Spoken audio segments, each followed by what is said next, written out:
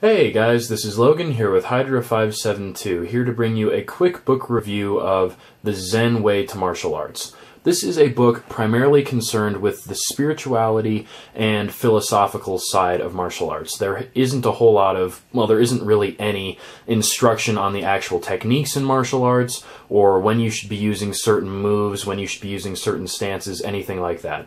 This book is more concerned with breathing and meditation, the real Zen Buddhism side of how the spiritual aspects of martial arts can enhance your life inside and out of your practice of martial arts, how you can become a better person.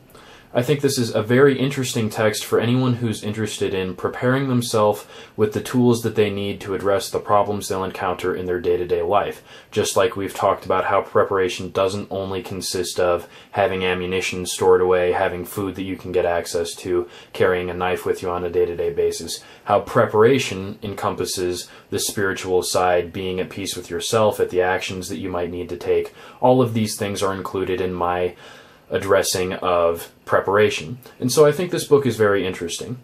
People who aren't interested in Asian or Eastern philosophies might find this book a little bit esoteric, and there were certain things in it that I found challenging and that I didn't certainly agree with. I would put this book up there with Art of War, and it's similar in the way that not everything in the book will be immediately applicable to your life at this time, but it's a very interesting text to read, that you can compare things to and reference, that will help you build your philosophy about how you would address your day-to-day life and your day-to-day problems. I think martial arts students, and particularly those who study judo and those forms that are traditionally Japanese, I think they will find this book very, very interesting. If there's anyone who follows me who studies kendo or sword fighting in the Japanese sense, I think you're going to love this book. Same for Japanese archery students. Not sure if I have any of those following me, but if I do, they will find this book very interesting. Those who have pursued Zen Buddhism, I think, will find this book very interesting.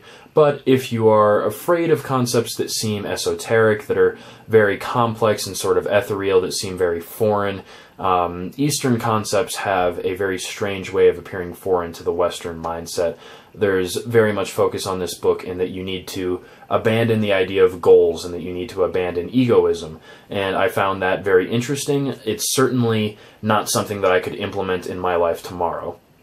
So some people will read this book and find it curious and not very applicable to their lives, but I still would recommend it to anyone who is the type of person who will carry a firearm, a knife, a multi-tool throughout their life. I think this book's interpretation of martial arts and what it has to say about how the same concepts that inform your martial arts practice can inform other parts of your life, I found those very interesting. I hope you guys have enjoyed this review. Thank you for watching. Stay tuned for more of the same.